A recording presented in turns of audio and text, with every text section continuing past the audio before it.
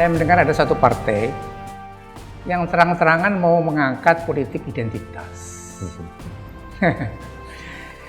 Yang menurut saya, politik itu sesuatu yang dinamis, ya. Itu ada visi, ada misi untuk hari depan bangsa dan pemerintahan. Sedangkan identitas itu bukan sesuatu yang dinamis, itu statis. Anda Cina, Anda Islam, Anda Ambon, ya. Anda kulit hitam, kulit putih, dan agama, dan itu kan sesuatu yang statis yang kita tidak mungkin bisa ubah. Kok menjadi suatu basic sebuah partai yang mestinya berjuang untuk bangsa dan negara yang tidak memperhatikan ini. Yang dimaksud Profesor Juhansa itu kan partai umat ya, kita sebut aja partai ya, umat. Partai umat, ya, partai umat. Itu kan di situ ada di jemputnya partai profesor politik loh, Amin Rais itu. Nah itu, padahal itu pimpinannya adalah seorang profesor ilmu politik. Lah kok mengangkat mau bikin partai yang seperti itu gitu, itu menjadi keheranan saya. Di mana salahnya ini? Apa yang diajarkan? Apa berbeda dengan definisi politik yang pernah saya baca ya?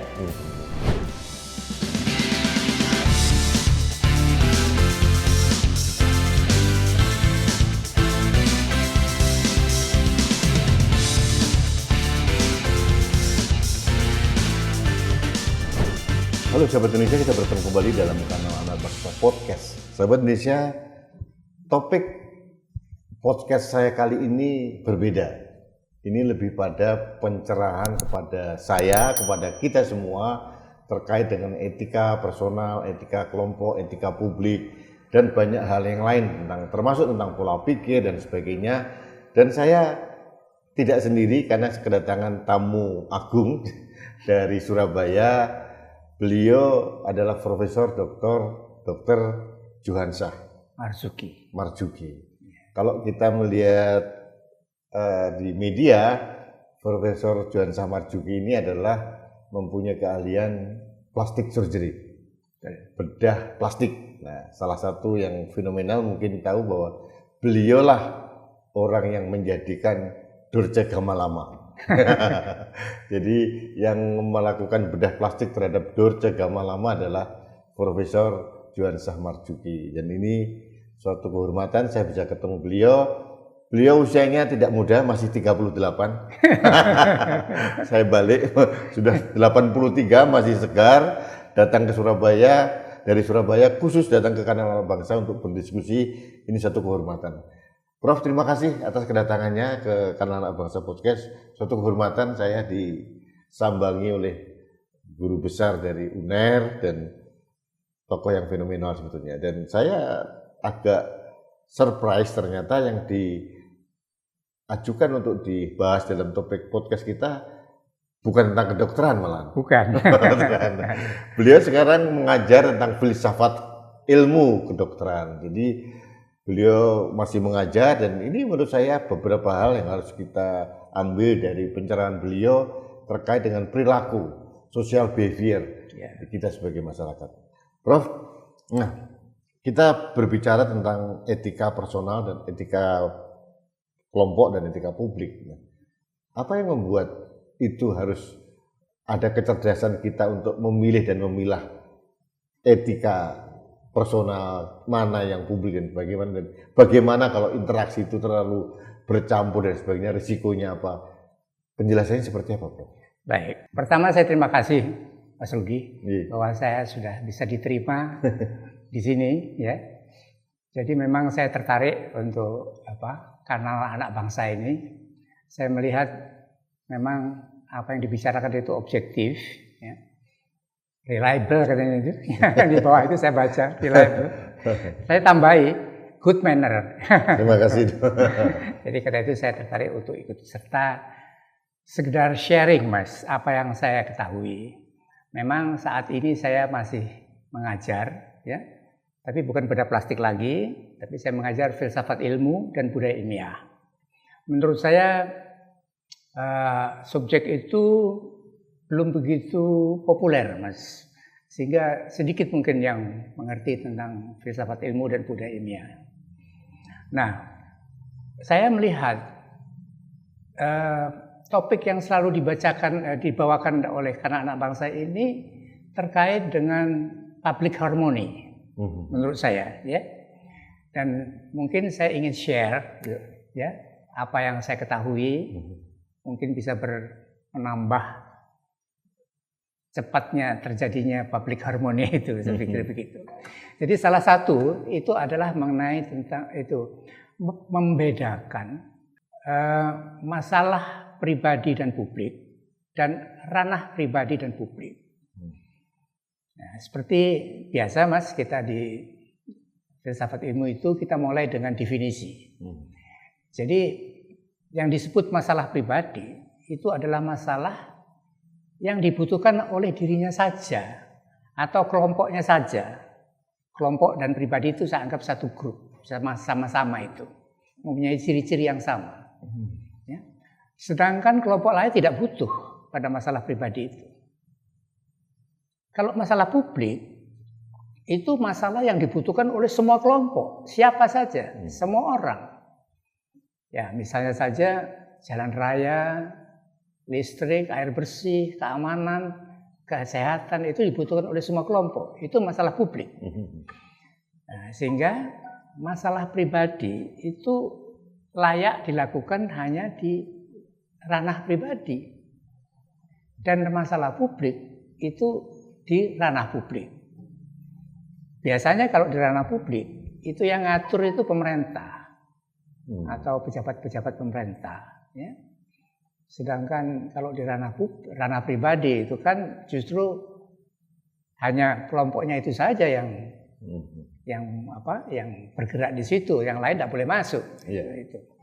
Nah ini sering timbul suatu kekacauan, artinya itu dia beradab sebagai pejabat publik, ya, tetapi dia memasukkan kepentingan pribadi di dalamnya. Contohnya apa, Bro?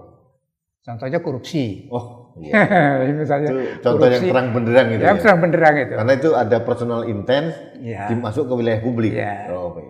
Jadi kita dulu kenal dengan KKN itu. Ini semuanya ini konflik of interest ini. Korupsi, kolusi, korupsi, kolusi, nepotisme.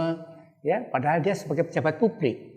Dia dikotori dengan 3 ini, ya, makanya itu terjadi suatu konflik of interest. Ini salah satu contoh interaksi yang tidak wajar, tidak sehat, kepentingan pribadi masuk ke wilayah publik gitu. Iya, betul. Jadi, ya, kemudian yang saya lihat, ya, ada satu fenomena itu tentang partai dan ormas, Mas. Partai dan ormas. Ini partai ini sebenarnya berkecimpung dalam soal politik, menurut saya. Ya. Jadi politik itu mengurusi bangsa dan pemerintahan. Itu wewenangnya partai.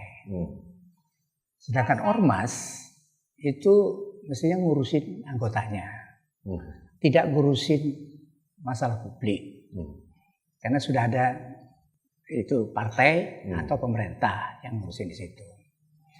Nah, timbul suatu kekacauan apabila kemudian ormas ini ikut-ikut ngurusin pemerintah, ngurusin bangsa, ya, yang membuat kebijakan, gitu loh, seolah-olah memaksakan kebijakan kepada pemerintah, di mana sebenarnya pemerintah dan aparat-aparatnya, pejabat-pejabat publik yang mestinya membuat kebijakan publik, gitu.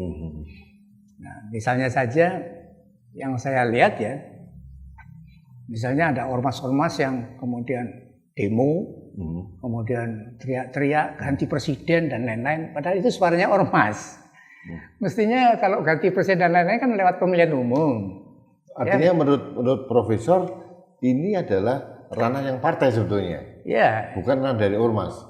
Ini ranah beginian ini mesti ada jalurnya, ya, jalur-jalur yang memang resmi untuk publik begitu. Jadi bukan atas nama ormas itu menyuarakan sesuatu yang bunyinya tentang politik begitu. Jadi politik mesti disalurkan kepada partai atau lembaga politiknya. Lembaga politik. DPR dalam ini. DPR misalnya begitu. Ya. Tapi apakah ini tidak menabrak dengan esensi demokrasi bahwa ada aspirasi rakyat yang punya hak untuk disuarakan ke ruang publik. Justru saya pikir ini demokrasi itu harus begitu. Jadi tetap kita ada aturannya. Ada aturannya, ada porsinya, di mana yang di porsi A jangan mengambil porsi B dan B jangan mengambil A. Ini terjadi suatu. Kalau overlapping bisa chaos ya? Ya, overlapping itu ya bisa gap dan lain-lain itu. Ya misalnya dengan kebijakan-kebijakan soal agama misalnya Mas ya, kita lihat. Nah agama itu kan menurut saya itu adalah masalah pribadi, masalah kelompok. Ya misalnya saja masjid ya, masjid itu kan yang butuh kan orang-orang Islam, kan kelompok Islam, sedangkan kelompok Kristen tidak butuh. Ya, jilbab misalnya begitu. Jilbab itu untuk orang Islam. Tapi kan kita lihat itu di podcast itu sering kali keluar bahwa ada pemaksaan memakai jilbab di sekolah-sekolah negeri segala macam. Kan tidak pada tempatnya. Jadi padahal jilbab itu kebutuhan personal ya? Ya itu hal-hal yang individu. Negeri kan suatu negara ya, suatu negara sekolah negeri ya, tetapi kemudian memaksakan suatu masalah pribadi. Kan begitu. Masalah pribadi kan biarkan mereka mestinya ngurus milih sendiri aja begitu kalau masalah pribadi kan. Kecuali kalau itu memang sekolah agama ya, misalnya begitu ya, harus memakai jilbab misalnya itu. Tapi kalau itu sekolah negeri, ini kan suatu miliknya semua golongan negara ini gitu. Jadi itu salah satu kekacauan yang ditimbulkan oleh karena ranah dan publik itu tadi. Terus saya singgung tentang politik identitas, Mas. Politik identitas itu sekarang ini saya mendengar ada satu partai yang terang-terangan mau mengangkat politik identitas.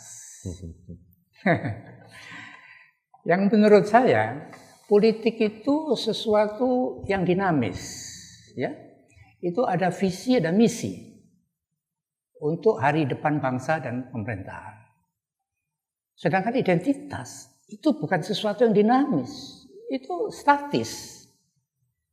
Anda Cina, Anda Islam, Anda Ambon, ya, Anda kulit hitam, kulit putih, dari agama, dan itu kan sesuatu yang statis yang kita tidak mungkin bisa ubah. Kok menjadi suatu basic sebuah partai yang mestinya berjuang untuk bangsa dan negara yang tidak memperhatikan ini. Nah ini menurut saya ini ada salahnya ini, salah mikirnya ini saya pikir Mbak ya. Ini saya ya. Tapi maaf ya. Di partai itu kan ada profesor politik loh, Bro.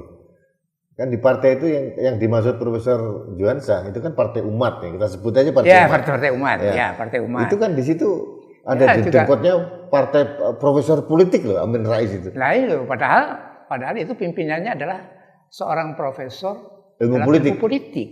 Lah kok mengangkat mau bikin partai yang seperti itu gitu, itu menjadi keheranan saya. Di mana salahnya ini? Apa yang diajarkan? Apa berbeda dengan definisi politik yang pernah saya baca ya? Itu bahwa definisi itu adalah suatu kinerja ya yang dilakukan untuk bangsa dan pemerintahan. Gitu, bukan suatu yang statis berdasarkan identitas itu. Jadi heran Prof, saya. Apakah mungkin begini? Di kita kan ada one man one vote ya, Prof. Ya. Nah, Partai Umat adalah partai yang baru terbentuk ya. Belum mempunyai jaringan nasional gitu lah.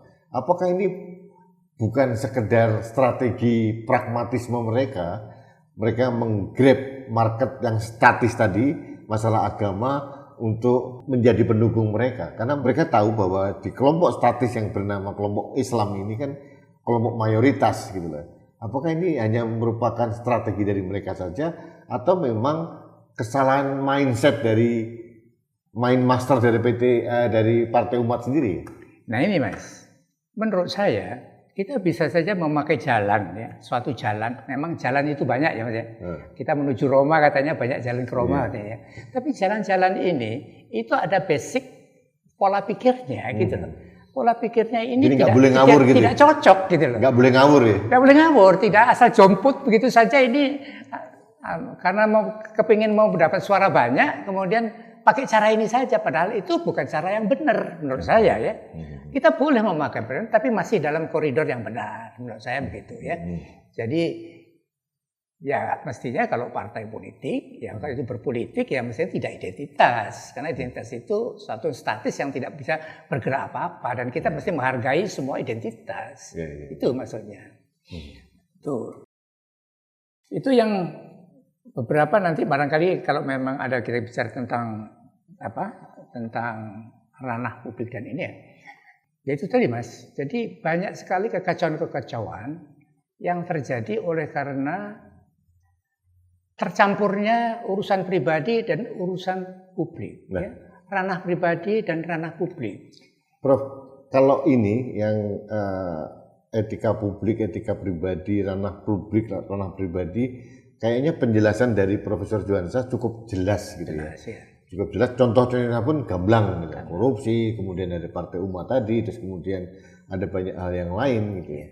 Nah, sekarang saya tertarik dengan pola pikir tadi. Apa keterkaitannya hal ini dengan pola pikir?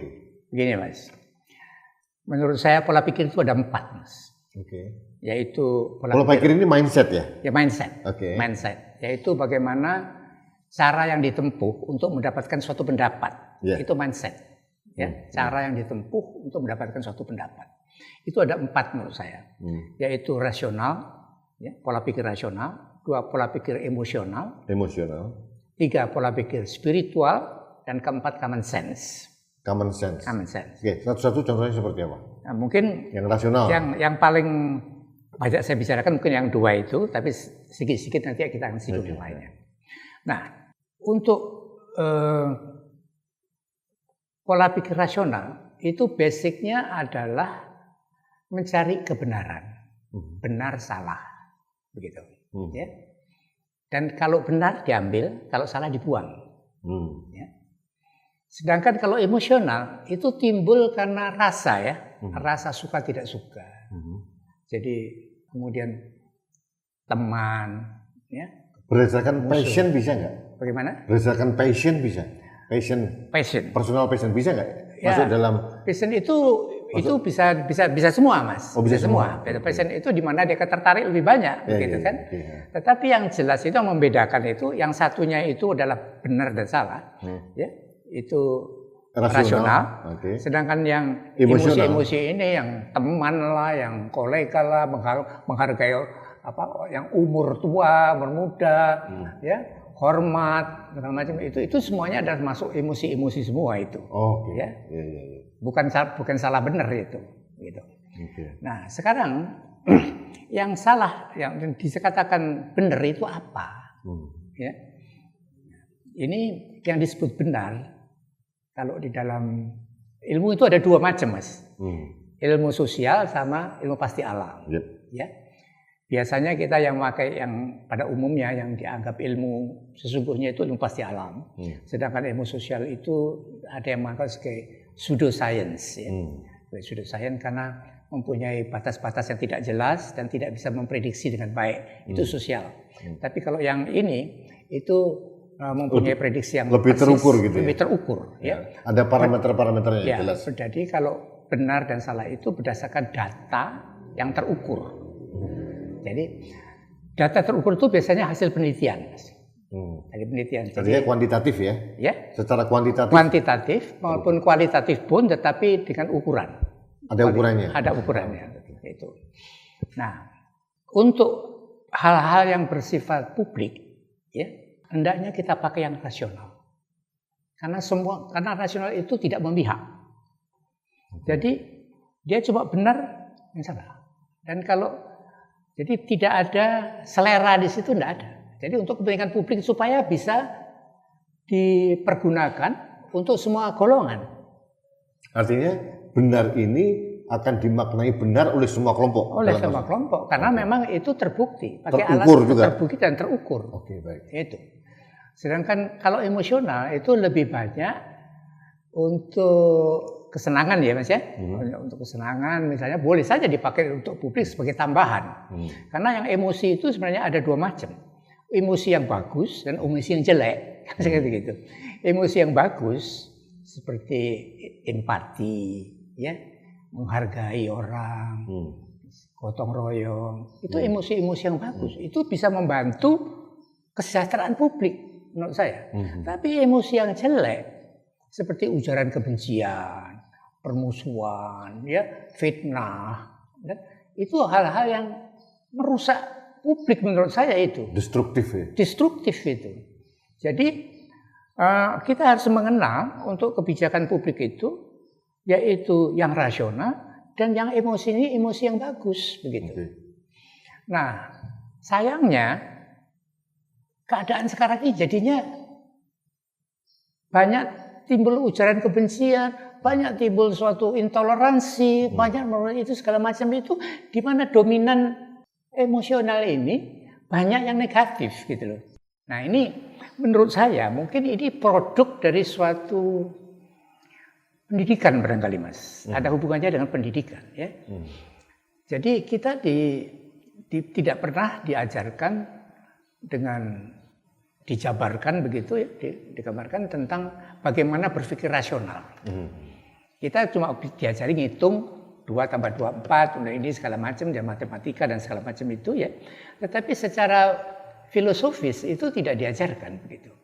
Jadi kapan kita berpikir rasional, kapan kita tidak berpikir rasional, kapan kita emosional, dan yang emosional pun mestinya emosional yang bagus begitu. Seperti pendidikan budi pekerti misalnya Mas. Budi pekerti itu sebenarnya mengajari, melatih untuk bisa memakai pola pikir emosional yang bagus, mengubah pikiran yang jelek kepada emosi yang jelek kepada emosi yang bagus. Itu suatu pendidikan budi pekerti. Itu untuk arah social manner ya? Ya, social manner tentu. Nanti akhirnya hasilnya produk-produknya itu nanti jadi orang-orang yang bagus begitu, yang baik begitu, tidak terbiasa dengan hal-hal. Dan pendidikan budi pekerti itu bukan agama, Mas. Jadi tidak mesti diimani, dan itu bisa berubah tergantung misalnya saja lokasi ya. Jadi sesuatu yang baik di Jawa belum tentu baik di Batak misalnya begitu ya. Dan juga apa yang bagus di Belanda belum tentu baik di Indonesia begitu. Jadi itu bisa berubah gitu hal-hal. Artinya tergantung dengan local wisdom ya, local wisdom dan segala macam itu. Jadi saya berpikir Mas ya, bahwa untuk mengembalikan kembali ya, untuk public harmony, ini juga penting pola pikir yang saya katakan yang rasional dan yang emosional yang bagus ya. Itu untuk kedamaian kita bermasyarakat. Nah, sedangkan untuk maju itu juga perlu rasional, tetapi ditambah hal-hal yang spiritual. Spiritual di sini bukan mesti agama, Mas. Yang saya maksud dengan spiritual itu adalah wawasan. Jadi wawasan itu ada yang luas, ada yang sempit. Jadi kalau kita ingin maju, itu harus punya wawasan yang luas dan berpikir yang rasional. Karena kita untuk bisa maju itu kan kita harus tahu di mana posisi sekarang ini yang benar apa, di mana kemudian kita bisa menuju ke tempat yang lebih jauh. Itu perlu wawasan. Itu. Nah, agama itu suatu wawasan juga, ya menurut saya, spiritual, tapi wawasan yang khusus menurut saya. Karena di dalam agama itu ada keimanan, harus dibilang itu benar walaupun tanpa bukti, harus dianggap suci dan apa. Jadi itu suatu wawasan juga, ya, suatu hal yang spiritual. Ya. Seperti Pancasila. Itu suatu spiritual itu Mas, itu hasil pemikiran, suatu wawasan. Itu visi, misi yang dibuat organisasi itu semuanya adalah wawasan-wawasan semua gitu. Jadi kalau kita ingin maju dan tidak terganggu dengan hal-hal yang merusak, pola pikir rasional, emosional yang bagus, ya. Kemudian yang ketiga dan wawasan yang luas. Gitu. Kalau untuk common sense tadi gimana? Bagaimana? Kalau common sense tadi? Common sense. Ya. Kalau common sense itu sesuatu yang didapat dari pengalaman, Mas. Jadi kalau pengalaman itu kadang-kadang bagus, kadang-kadang benar, tapi kadang-kadang juga salah. Sampai contoh, matahari itu disebut terbit dari timur, ya, tenggelam di barat. Semua orang merasakan ini, seolah-olah ini benar, ya, tapi sebenarnya kan salah. Matahari nggak terbit, matahari itu diam aja, cuma bumi kita aja yang muter gini sehingga timbul malam itu common sense ya itu. Nah ini common sense. Ini contoh common sense, ya. Yang semua orang mengatakannya dikirain benar, ya, tapi ini common sense yang salah. Tapi ada juga common sense tapi yang ini tidak mengganggu harmoni kan sebetulnya common sense seperti ini. Oh, ini. tidak mengganggu harmoni, itu hanya pengalaman saja, itu karena kira-kira itu, Mas. Itu kira-kira. Ya. Yang seperti saya katakan tadi, saya ingin bicara tentang emosi dan itu di sini letaknya. Itu betapa saya mendengarnya, betapa itu hiruk pikuknya tentang ujaran kebencian, ya, tentang fitnah-fitnah dan segala macam. Itu kita sepertinya nggak bisa berbuat apa-apa gitu loh. Kenapa pemerintah kok nggak bisa berbuat apa-apa? Apakah tidak bisa dilarang demi kepentingan harmoni publik gitu loh? Saya pikir saya begitu. Ya, kan kita perlu untuk kita supaya hidup tenang, hidup apa dan bisa maju, bisa apa. Itu hendaknya ini ditekan. Kan juga salah toh orang membuat fitnah dan membuat kebencian itu untuk apa gitu. Tidak ada manfaatnya itu menurut saya. Prof, kasus yang terakhir tadi masalah emosional yang negatif tadi. Iya. Dan sekarang diamplifikasi dengan adanya media sosial yang begitu luas. Jadi sehingga seolah-olah mereka mendapatkan penyaluran yang begitu bebas begitu. Saya setuju dengan Profesor bahwa ini terlalu mudah berlebihan, sehingga berpotensi menciptakan disharmoni, merusak. Nah, negara memang saya akui semua perangkat peraturan perundangan sudah ada sebenarnya. Nah, pertanyaannya adalah implementasinya. Betul. Saya setuju dengan Profesor ini. Memang harus ada ketegasan negara untuk menertibkan regulasi seperti ini, sehingga tidak terjadi hal seperti ini. Nah, ada gini, Prof, yang saya lihat dari beberapa pejabat daerah maupun di pusat maupun daerah ini adalah virus pragmatisme. Nah, virus pragmatisme ini kepentingan mereka untuk mendapatkan kekuasaan ini itu akhirnya turunannya adalah melakukan pembiaran karena ingin memelihara kelompok itu untuk mendukung dia.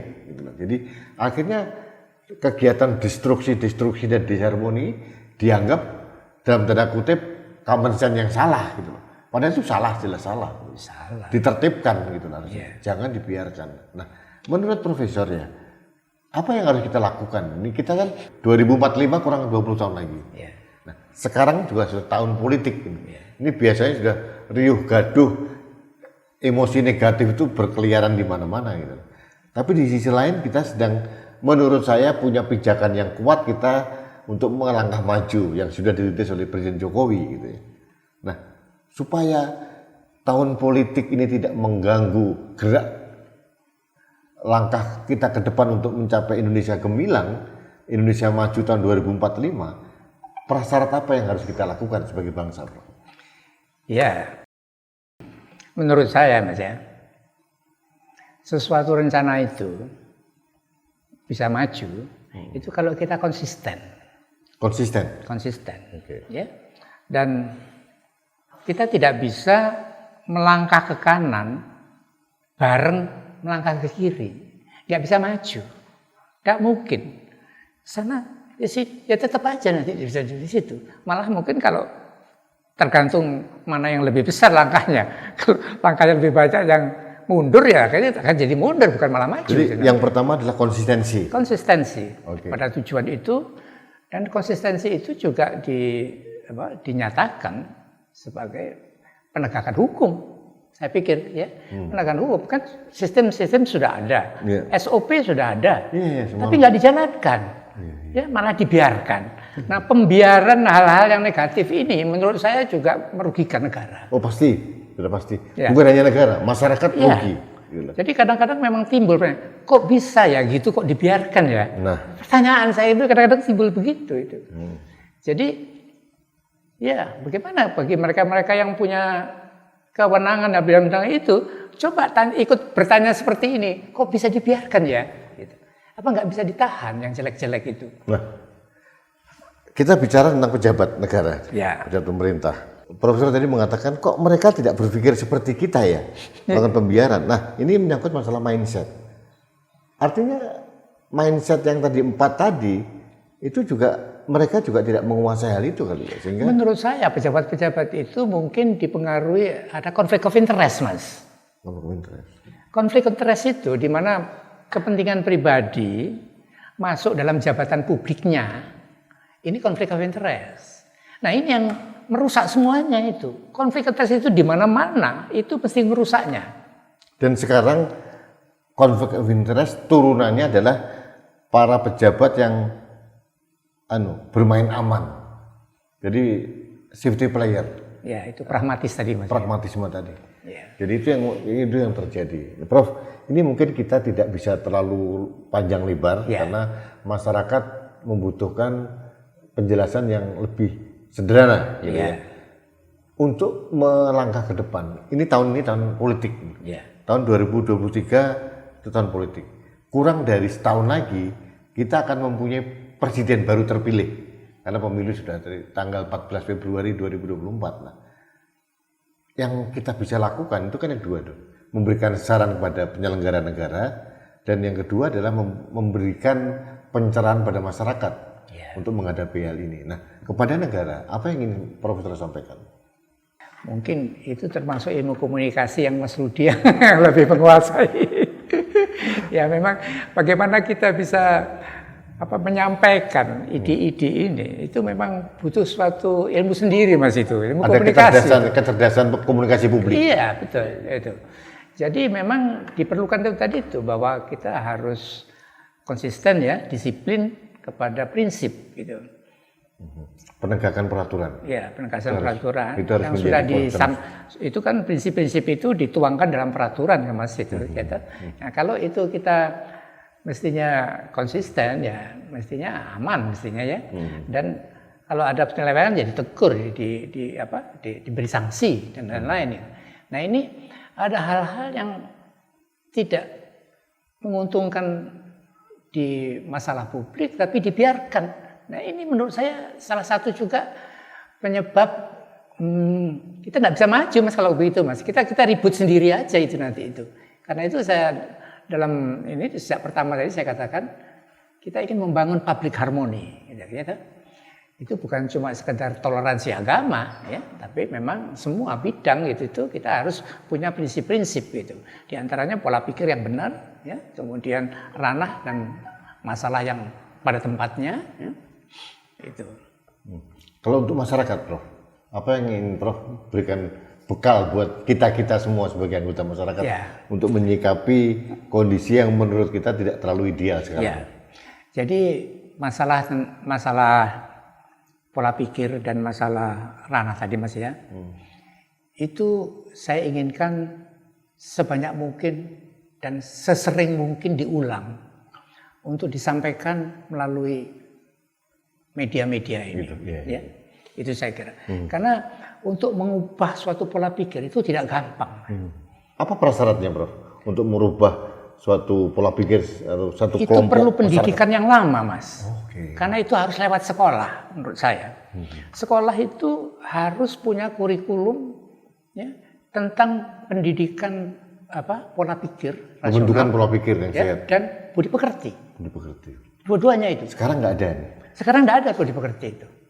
Ya gitu. Iya.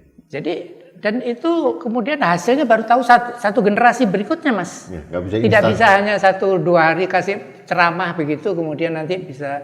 Karena itu saya pernah juga itu berkeinginan ya supaya diambil alih oleh Menteri Pendidikan, ya, pendidikan P&K, kebudayaan, ya, kebudayaan, ya, itu menggalakkan ke arah sini gitu loh. Karena ya itu salah satu cara untuk membangun bangsa dari depan, Mas. Bukan hanya sekedar mau pemilu loh, ya. Tapi untuk berikutnya lagi nanti. Ya syukur kalau sudah punya dampak dalam 2 tahun ya. Tapi setidaknya saya berpikir itu punya punya dampak untuk jauh lebih panjang dari itu, gitu loh. Prof, Presiden Jokowi di periode pertama mempunyai program revolusi mental, tapi menurut saya tidak berhasil lah. Gitu. Kemudian periode kedua ini tidak ada gerakan ke arah sana. Padahal menurut saya bahwa itu sangat penting. Sangat penting. Bahwa pendidikan karakter kebangsaan termasuk budi pekerti, social manner itu penting karena mungkin dalam waktu setahun 2 tahun tidak akan mendapatkan hasil ya. Tapi kalau untuk mencapai 2045, 20 tahun lagi, anak-anak kita yang sekarang berumur 10 tahun, 12 tahun, sampai 20 tahun, itu kan nanti mereka-mereka ini yang menjadi pemain utama di tahun 2045, bro. Ya, harusnya dilakukan. Tapi ternyata saya tidak tahu, ini belum disentuh. Ya. Jadi menyinggung tentang perubahan mental tadi Mas ya, tentang masalah mental dari Presiden Jokowi. Menurut saya jawabannya ya itu Mas. Ya, setuju. Menurut saya pola pikir dan budi pekerti itu tadi. Saya waktu itu ketemu dengan beliau belum mendapatkan bekal dari Profesor Johan Samarjuki. Waktu itu saya hanya mengatakan bahwa menurut saya revolusi mental, perubahan karakter kebangsaan itu adalah outcome-nya yang bisa terukur adalah terciptanya empati sosial bagi orang. Nah, saya karena seorang Jawa, Prof. Sebagai contoh begini, di Jawa itu dicubit sakit aja nyubit gitu. Kalau kamu dicubit sakit jangan mencubit. Tepos seliro. Tepos seliro. Itu yang jadi artinya begini. Kalau kamu bapakmu tidak mau dimaki-maki, kamu jangan memaki-maki orang lain gitu.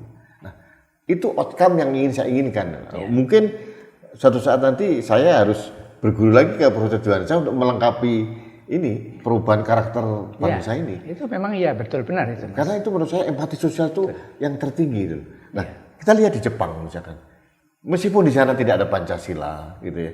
Tapi bagaimana mereka social manner mereka itu kan ada yang underline-nya adalah respect kepada orang lain sangat tinggi. Menghormati kepentingan orang lain, mereka sangat respect. Itu terjadi sampai sekarang. Pada saat Jepang sudah mulai era maju luar biasa, tapi dasarnya itu tidak pernah dibuang. Nah, kita lupa. Keluhuran budi itu Mas ya? Keluhuran budi. Ada kearifan lokal yang nggak pernah mereka buang. Dan Indonesia menurut saya sih ketinggalan itu. Revolusi sampai kemudian reformasi juga tidak menyentuh hal itu. Ya, itu penting itu Mas. Ya. Untuk membangun budaya yang benar itu Mas. Saya mengusulkan suatu saat Profesor Johan Samarjuki harus berbicara dengan BPIP, Badan Pembinaan Ideologi Pancasila. Karena di situ sebetulnya yang diberikan beban pada Presiden kepada mereka ini untuk memberikan pembumian Pancasila. Karena menurut saya Prof, yang tadi kita bicarakan, Pancasila itu kan sudah komplit nih sebetulnya. Unsur ketuhanan, spiritualitas ada, unsur kemanusiaannya ada, kita asah. Kemudian unsur bagaimana kita mempersatukan diri, kemudian unsur mengekspresikan rasionalis kita dalam bentuk demokrasi, dan ujungnya yang paling tertinggi adalah keadilan sosial gitu. Itu kan sebenarnya kan kompleks sekali nih. Negara lain tidak punya. Pertanyaan saya waktu itu kepada beberapa orang, bagaimana mengimplementasikan dalam bentuk kekinian? Tidak bisa lagi dilakukan dalam bentuk penataran P4 zaman dulu dong. Udah nggak bisa, nggak masuk. Jadi harus ada pembumian-pembumian yang sangat sederhana sehingga common sense mereka menangkap dengan mudah. Gitu. Saya menginginkan meskipun bahwa Pancasila ini dianggap pengetahuan yang oleh masyarakat Indonesia sebagai common sense, dianggap benar. Memang benar sebetulnya. Tapi itu kan perlu strategi, perlu cara. Ya. Jadi mungkin ilmu yang paling mendasar ini harus Profesor sampaikan pada BPIP kayaknya. Jadi menurut saya itu Prof yang perlu saya. Jadi ini hanya diskusi awal Prof. Ya nanti saya mungkin gantian saya ke Surabaya. Kita diskusikan lebih jauh tentang ilmu filsafat ilmunya sendiri dan bagaimana membentuk yang 4 tadi pola pikir ini, bagaimana cara mengasah pola pikir rasional kita, bagaimana mengasah pola pikir emosional kita, terus kemudian spiritual dan common sense. Ini kan ada strateginya. Itu pola pikir seperti saya katakan tadi, itu akan membentuk kepribadian kita. Kita itu sebagai apa nantinya itu hanya pola pikir. Apakah itu sebagai individu, sebagai masyarakat maupun sebagai bangsa. Ya, itu pola pikir sangat penting. Ya, dan kita harus memilih gitu loh. Jangan kita terbawa hanya oleh karena orang-orang berpikir emosional, ya saya ikut-ikut emosional, karena dia tidak mengerti bagaimana berpikir rasional. Menurut saya berpikir rasional sangat kurang, Mas. Yang Mas bilang kemampuan analitik itu pola pikir rasional berperan di situ, Mas. Pokoknya adalah reasoning, Mas, membuat reasoning yang punya yang relevan, ya. Yang objektif juga. Ya? Yang objektif juga. Yang objektif. Nah, yang saya agak jujur, Prof. Saya memang ada keluhan menghadapi beberapa policy maker dalam ini pejabat ini. Ya. Pejabat ini kan diberikan kewenangan untuk membuat kebijakan gitu. Ya. Dan sudah ada landasannya, sudah ada payungnya. Ya. Undang-undang dasar, undang-undang dan sebagainya. Terus kemudian ada peristiwa apa sehingga dia harus mengambil keputusan dan menyikapi, memaknai peristiwa itu harus seperti apa. Yang menurut saya titik terlemah adalah kemampuan analisa dari para pejabat ini. Sehingga kadang-kadang mereka ini seperti kuda pakai kacamata kuda gitu. Ya. Nah, mereka tidak bisa mendidik bahwa ini adalah ada mens rea, ada keterkaitan sebab akibat gitu. Jadi nggak bisa terjadi. Ini yang menjadi PR besar untuk ada empowering ini, pemberdayaan para pejabat untuk berpikir analitis. Ya. Karena ternyata tidak ada sekolahnya ya, Prof ya. Gini, Mas. Tentang bagaimana kita mau maju, itu terkait erat dengan wawasan yang luas dan sebaliknya wawasan yang sempit. Ya. Terus wawasan luas itu akan banyak alternatif, Mas. Ya, karena kita harus membiasakan juga itu orang untuk berwawasan yang luas supaya kalau sekiranya ini kita lihat bahwa bakal ada ganjelan, ada halangan, kita harus cari alternatif begitu. Itu orang yang berwawasan luas. Tapi kalau orang yang berwawasan sempit itu mau pokoknya ini ya ini tok gitu. Nah, itu kita nggak bisa maju, Mas. Jadi kalau kepingin maju kecuali wawasan kecuali berpikir yang rasional ya dengan reasoning yang relevan itu, kemudian juga ada wawasan yang luas ya. Wawasan luas itu ditandai dengan banyaknya alternatif begitu. Menurut saya, Prof, yang semua tadi kuncinya adalah peningkatan literasi, Prof. Ya, itu penting. Karena tidak ada literasi, semua ilmu, semua pengetahuan kan selalu ada ini ya. Selalu ada kuncinya, ada ilmunya, ada pengetahuannya, ada informasinya. Yeah. Dan kita terbiasa ini beberapa tahun terakhir ini memaknai peristiwa itu artifisial gitu. Hanya potongan penggal aja. Bahkan yang terjadi di media sosial ini, Bro. Ini ada BJLK saya bilang. Baca judul langsung komen. Dan judul ini kan banyak kan clickbait juga. Ada clickbait, ada penyesatan, ada semacam pemalsuan juga gitu. Tapi ini yang sering mereka baca itu langsung kemudian diviralkan gitu. Saya selalu mengatakan saring sebelum sharing gitu. Tapi ini kan menjadi mengedukasi ini kan nggak mudah. Saringnya itu analisis. Nah. Ini ada peristiwa kejahatan pembunuhan terjadi, gitu. Ya. Pertanyaan saya sekarang, apakah ini patut saya share ke ruang publik, ke kejaman seperti ini? Apakah manfaat dan mudaratnya lebih banyak manfaat atau mudaratnya? Nah, itu kemampuan seperti itu. Itu wawasan ya? Wawasan. Artinya kemampuan menyaring inilah gitu loh ya. Yang tadi ini benar atau enggak benar. Jadi jangan asal semua apapun di-share. Saya tidak peduli dampaknya apa. Nah. Begini, Mas. Tentang input tadi itu ya. Literasi. Sebenarnya input itu bisa dari mana-mana.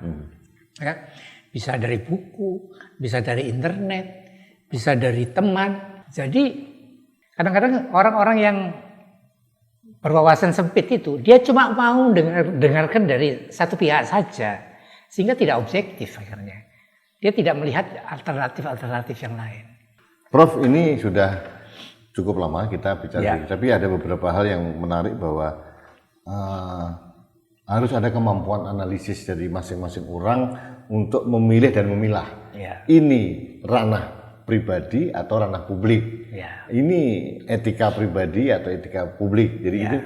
itu kemampuan kecerdasan seperti itu diperlukan oleh semua orang ya, Prof ya. Ya, semua orang. Pejabat pemerintah, ormas, partai dan sebagainya.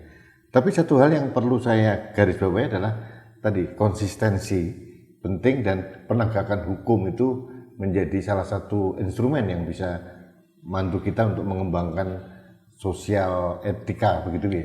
Prof, nanti periode berikutnya saya akan menggali lebih dalam tentang bagaimana kita mengasah pola pikir kita, karena saya tertarik mendevelop mindset itu kan ada caranya, ada strateginya. Yeah. Nah, sehingga kita harus punya kewajiban untuk memberikan ilmu kepada masyarakat, memberikan edukasi bagaimana mendevelop pola pikir rasional. Bagaimana kita mendevelop pola pikir emosional dengan mereduce emosional yang negatif. Karena itu kan berdampak pada dampak-dampak risiko-risikonya, termasuk masalah common sense dan spiritualitas tadi. Jadi saya matur suwun, Prof, waktunya sama-sama, cukup Mas, singkat. terima kasih. Jadi ini satu kehormatan bagi saya dan masyarakat mendapat pencerahan dari Profesor Juansyah Marzuki. Mudah-mudahan ini kita terus akan berlanjut. Mungkin kalau Profesor ada topik-topik yang menarik, kami dikontak gitu ya, kita bisa langsung kita ketemu atau kita pakai teknologi Zoom sekarang kan bisa. Ya, Mas. Ya, bisa. jadi satu saat kita tidak ada hambatan waktu dan tempat sebetulnya. Baik, Mas. Matur suwun, Profesor. Terima kasih. Salam untuk keluarga semuanya. Sama-sama. Sahabat Indonesia, ini pembicaraan kami dengan Profesor Juansyah Marzuki. Luar biasa, beliau seorang dokter dan dokter bedah plastik, tapi menguasai masalah ilmu-ilmu sosial yang beliau tarik dalam situasi kekinian ini. Ini penting sekali. Dan ini sering menjadi kegundahan saya, bagaimana kepentingan personal ini sering masuk pada kepentingan publik, sehingga yang terjadi adalah chaos dan yang berdampak negatif pada kepentingan masyarakat. Ada banyak hal yang disarankan oleh Profesor Juansyah Marzuki, salah satunya adalah kemampuan analitis dari pemangku kepentingan, pejabat negara, pejabat pemerintah itu penting, karena ini menyangkut masalah hajat hidup orang banyak. Kalau tidak ada kemampuan analisis, ini akan sulit kita mendapatkan kebijakan yang objektif, yang berdasarkan pada reasoning yang sangat relevan. Yang berikutnya adalah adanya konsistensi dari semua pihak untuk menjalankan semua kesepakatan kita, dan penegakan hukum ini menjadi kunci. Tadi sebelum saya syuting pada hari ini, Profesor banyak memberikan contoh seperti Singapura misalkan. Mengapa Singapura bisa, kita tidak bisa? Kita semua peraturan ada semua. Semua aturan SOP dalam mulai besar mulai kecil semua ada. Yang kekurangan kita adalah implementasinya. Implementasi ini kadang-kadang memang sengaja tidak dilakukan secara strict, karena ada beberapa orang, beberapa kelompok yang merasa kekacauan, ketidakteraturan ini justru mereka mendapatkan benefit. Nah, ini pemikiran-pemikiran curang ini seharusnya negara punya goodwill atau niat baik untuk meluruskan. Sehingga kalau pada saatnya nanti 2045 kita menjadi negara maju dengan landasan pola pikir yang sehat di seluruh masyarakat. Saya kira itu. Baik sahabat Indonesia, nanti tunggu tanggal mainnya, saya akan sowan ke Surabaya lagi menggali lebih dalam ilmu dari Profesor Juansyah Marzuki, dan ini akan saya share untuk Anda semuanya. Terima kasih. Kita bertemu kembali dalam kanal Anak Bangsa Podcast selanjutnya. Sampai jumpa.